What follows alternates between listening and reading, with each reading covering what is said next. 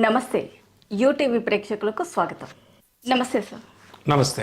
Specialisation యొక్క priority మరి salary package ఎలా ఉంటుంది సార్? అంటే స్పెషలైజేషన్స్ అనేది అది స్టూడెంట్ యొక్క సెలెక్ట్ చేసుకునే విధానాన్ని బట్టి ఉంటుంది. అంటే జనరల్గా బీకామ్ స్టూడెంట్ ఉన్నాడు అనుకోండి, బీకామ్ స్టూడెంట్స్ జనరల్గా వాళ్ళకి ఏంటంటే అకౌంట్స్ మీద మంచి గ్రిప్ ఉంటుంది. సో అకౌంట్స్ మీద ఫైనాన్స్ మీద గ్రిప్ ఉండటం వల్ల వాళ్ళు ఏంటంటే ఫైనాన్స్ స్పెషలైజేషన్ తీసుకుంటారు. సో అలానే ఫైనాన్స్ ఫిన్టెక్ మంచి యాక్చువల్ స్పెషలైజేషన్ బీకామ్ స్టూడెంట్స్కి అయితే. ఎందుకంటే ఫిన్టెక్ అనేది actually financial technology. Financial technology అంటే ఏంటంటే ఇప్పుడు అకౌంటింగ్ అంతా కూడా ఆల్మోస్ట్ అంటే ఇప్పుడు జిఎస్టీ కానీ ఇన్కమ్ ట్యాక్స్ కానీ ఇదంతా కూడా ఆల్మోస్ట్ డిజిటలైజ్ అయిపోయింది. అంత త్రూ సిస్టమే నడుస్తూ ఉంది. So what ever the accounting actually digitalised in computer way, that is called as fintech. అంటే ఏదైతే డిజిటలైజేషన్ అయిపోయిందో అంతా కూడా ఫిన్టెక్ కింద వస్తుంది. సో అకౌంట్ తీసుకొని ఫిన్టెక్ తీసుకుంటే వాళ్ళకి ఏంటంటే మంచి గ్రిప్ వస్తుంది. ఇప్పుడు సిఏ కొంతమంది ఉంటారు, గ్రూప్ 2 అదే గ్రూప్ 2 దాకా వస్తారు సిఏలో. వాళ్ళు కంప్లీట్ సక్సెస్ఫుల్గా దాన్ని కంప్లీట్ చేయలేకపోతారు. కొంతమంది పార్ట్ 1 చేస్తారు, పార్ట్ 2 చేయలేకపోతారు. ఎందుకంటే వాళ్ళు ఒకవేళ అంత వర్క్ చేయలేకపోవచ్చు సిఏలో. సో సిఏ అనేది చాలా కష్టమైన సబ్జెక్ట్ కాబట్టి వాళ్ళు ఫుల్ఫిల్ చేయలేకపోయినా వాళ్ళకి మంచి అకౌంటింగ్ నాలెడ్జ్ ఉంటుంది. అంటే ఈ జిఎస్టీ మీద కానీ ఇన్కమ్ ట్యాక్స్ వీటి మీద కానీ అకౌంటింగ్ మీద కానీ వీటన్ని మీద మంచి గ్రిప్ ఉంటుంది. ఆ గ్రిప్ ఉన్నప్పుడు ఏంటంటే వాళ్ళు కనుక ఫైనాన్స్ స్పెషలైజేషన్ తీసుకోగలిగితే వాళ్ళకి చాలా బాగుంటుంది. అంటే మేనేజ్మెంట్లో కనుక ఎంబీఏలో కానీ పీజీడీఎంలో కానీ ఫైనాన్స్కి వస్తే వాళ్ళకి కార్పొరేట్లో మంచి అవకాశాలు ఉంటాయి. అంటే సాఫ్ట్వేర్ రంగంతో పాటు సమానమైన అవకాశాలు ఫైనాన్స్ చేసినప్పటికీ ఉంటాయి. ఎందుకంటే ఫైనాన్స్ అనేది ఒక హార్ట్. అంటే ఇప్పుడు దేనికైనా అంతే కదా, ఒక చిన్న బిజినెస్ చేయాలంటే మనకు కావాల్సింది ఫైనాన్షియల్ డిసిప్లిన్ కావాలి. అంటే మనం ఎంత ఖర్చు పెట్టాలి, మనకి ఎంత వస్తుంది ఫస్ట్ అది బాగా తెలిస్తే చాలు ఎవరికైనా. సో జనరల్గా ఫైనాన్స్ చేసుకున్న వాళ్ళకి అదంతా బాగుంటుంది. కాబట్టి రేపు వాళ్ళు ఎంటర్ప్రెన్యూర్గా ఎదిగినప్పటికీ అంటే ఓన్గా వాళ్ళు ఎస్టాబ్లిష్ అయిన బిజినెస్లో వాళ్ళకు బడ్జెట్ ఎంత ప్రిపేర్ చేయాలి, ఎలా చేయాలి, దాన్ని ఎంత ఖర్చు పెట్టాలి అనేది వాళ్ళకి బాగా తెలుస్తుంది. సో మిగిలిన వాటికి ఏంటంటే మిగిలిన చదివిన వాళ్ళకి ఎందుకంటే ఈ ఫైనాన్షియల్ డిసిప్లిన్ లేకపోతే జనరల్గా కంపెనీస్ లాస్లోకి వెళ్ళిపోతాయి. సో అందుకని చెప్పి ఫైనాన్స్ అనేది ఏ కంపెనీకైనా అడ్వాంటేజే. పెద్ద సాఫ్ట్వేర్ కంపెనీలు ఇన్ఫోసిస్, టీసీఎస్ ఇలాంటివన్నీ కూడా డెఫినెట్గా అందులో ఫైనాన్స్ డివిజన్ ఉంటుంది. సో అప్పుడు వీళ్ళకి మంచి అవకాశాలు వస్తాయి. ఫైనాన్స్ ఎవరైతే తీసుకున్నారో వీళ్ళకి మంచి మంచి శాలరీ ప్యాకేజ్ వస్తాయి. అంటే శాలరీ మీకు సాఫ్ట్వేర్లోనూ అంత ఈ రెసిషన్ కూడా ఉండదు. వన్స్ వాళ్ళకి ఫైనాన్స్లో ఒక 10 years ఎక్స్పీరియన్స్ వచ్చిందంటే they go for higher positions. అట్లానే ఫైనాన్స్తో పాటు మిగిలిన స్పెషలైజేషన్స్ ఉన్నాయి. అట్లానే ఇప్పుడు మనకేంటంటే ఇప్పుడు బీఫార్మ్స్ చేస్తారు. బీఫార్మా చేసిన వాళ్ళు జనరల్గా ఎక్కడికి వెళ్తారు, ఫార్మా మేనేజ్మెంట్ చేయొచ్చు, లేదంటే హాస్పిటల్ మేనేజ్మెంట్ చేయొచ్చు, లేదంటే హాస్పిటల్ అడ్మినిస్ట్రేషన్ చేయొచ్చు, లేదా హెల్త్ కేర్ మేనేజ్మెంట్ చేయొచ్చు.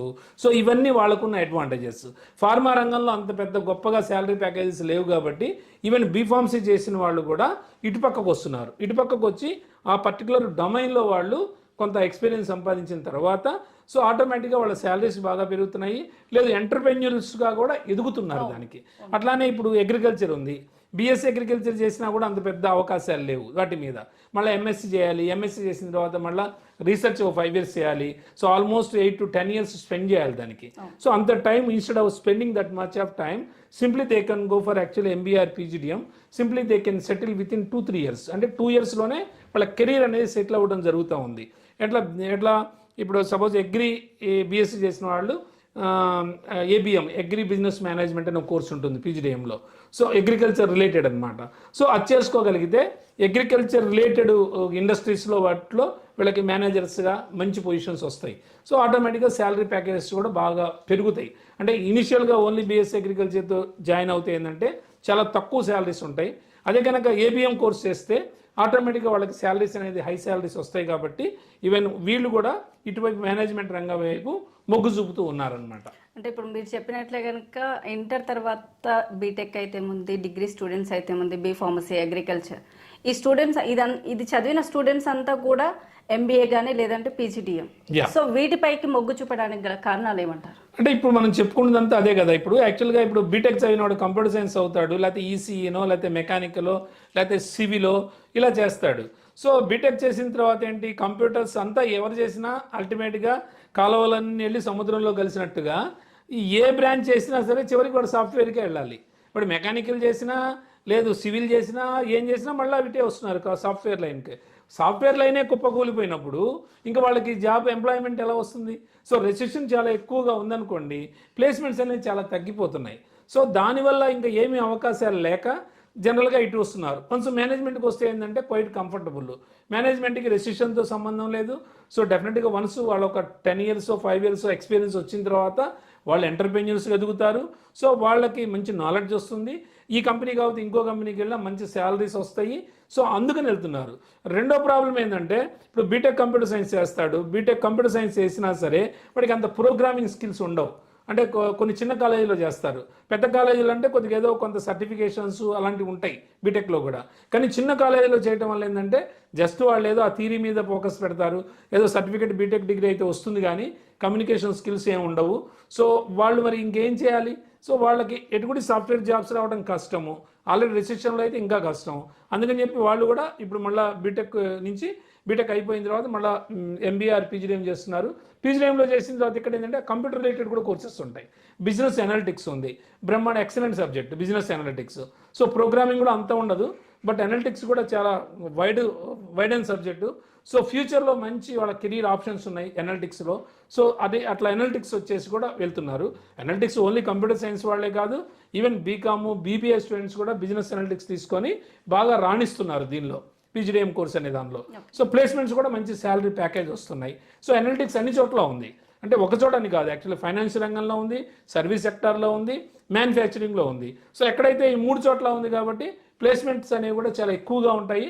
డెఫినెట్గా ప్రతి స్టూడెంట్ వాడికి కావాల్సిన అవకాశం అయితే పొందగలుగుతున్నాడు.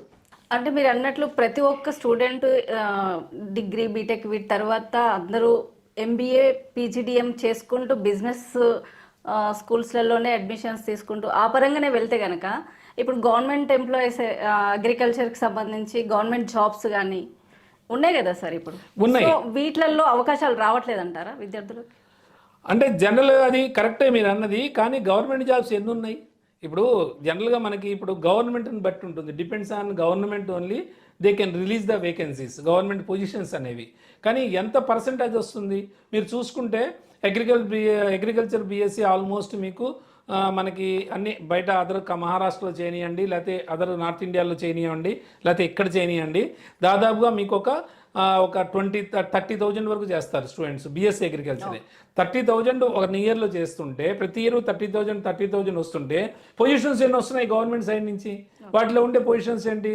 అగ్రికల్చర్ సర్వేయర్, లేకపోతే బ్యాంక్స్లో ఉండే అగ్రికల్చర్ ఆఫీసర్స్ ఇలాగే ఉంటాయి. బ్యాంక్స్లో లోన్ ఇవ్వాలంటే అగ్రికల్చర్కి ఏంటంటే వాళ్ళు కొంత అగ్రికల్చర్ నాలెడ్జ్ ఉన్న వాళ్ళే కావాలి. సో అలాంటి చోట పొజిషన్స్ ఉంటాయి కొన్ని, లేదంటే అగ్రికల్చర్ డిపార్ట్మెంట్లో ఉంటాయి.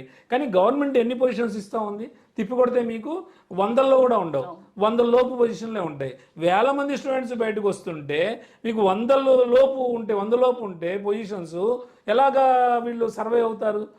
వీళ్ళు అందుకని చెప్పి ఈ మేనేజ్మెంట్ వైపు మూవ్ అవుతున్నారు. అంటే ఎప్పుడైనా సరే ప్రైవేటు సెక్టార్లో ఉన్నంత పొజిషన్స్ గవర్నమెంట్లో ఉండవు కదా. నిజంగా చెప్పాలంటే ఈ సాఫ్ట్వేర్ ఎప్పుడైతే మనకు వచ్చిందో సాఫ్ట్వేర్ రంగం, మీకు అసలు ఎవరు గవర్నమెంట్ జాబ్స్కి వెళ్ళటల్లా. ఎందుకు వెళ్ళలేదంటే బ్యాంకులో జాబ్ చేసే బ్యాంకు మేనేజర్ కూడా 10 years వర్క్ ఎక్స్పీరియన్స్ ఉన్నా సరే simply is trying to go for software line.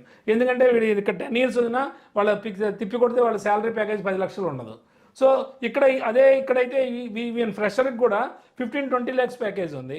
So దానికి అట్రాక్ట్ అయిపోయి ఆటోమేటిక్గా సాఫ్ట్వేర్ మూవ్ అయిపోతున్నారు. సో మేనేజ్మెంట్ కూడా ఏంటంటే ప్యారలల్, అంటే సాఫ్ట్వేర్ రంగంలో ఉన్నంత శాలరీస్ ఉండవు కానీ ఆల్మోస్ట్ మీకు దానికి ప్యారలల్గా ఉన్న రంగం ఏది అంటే మేనేజ్మెంట్ సెక్టారే.